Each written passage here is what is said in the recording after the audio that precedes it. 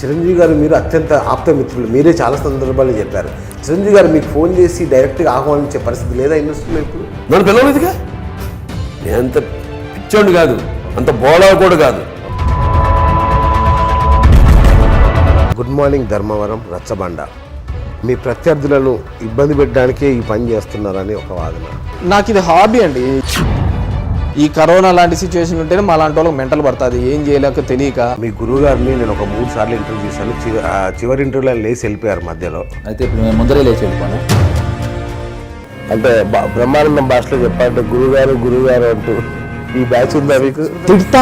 తిట్టాను, కొందరిని కొట్టాను కూడా. కానీ మీ మాట మీద గౌరవించి మీకోసం వచ్చాడు, మీ బాధ చెప్పారు, క్షమాపణ చెప్పాడు, దీన్ని ముగిద్దాం. అరే లవడా కబ్బాల్ రారా, ఎక్కడున్నావురా? ఏం సినిమాలు చేసావురా? గుట్లే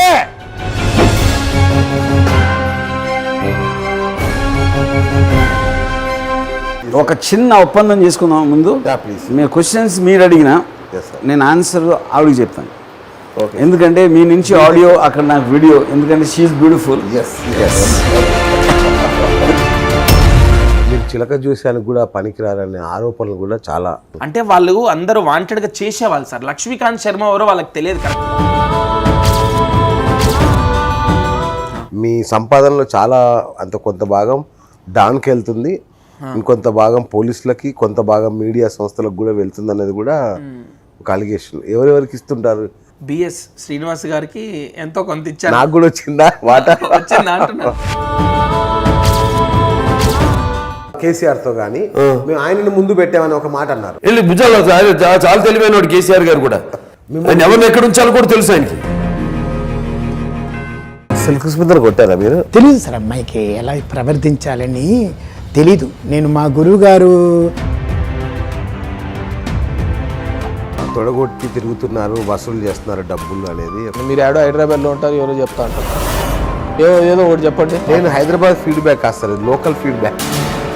నేత కార్మికుల దగ్గర కూడా డబ్బులు వసూలు చేస్తున్నారండి. ఏందుంటుంది అబ్బా నేత కార్మికుల దగ్గర వసూలు చేసుకోవడానికి? ఏందుంటుంది? ఫస్ట్ టైం రాము గారి మీద చాలా డిసింట్రెస్టెడ్గాను కోపంగా ఉన్నా.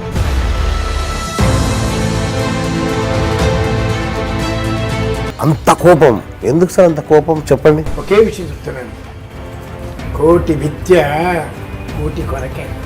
కోటి విద్య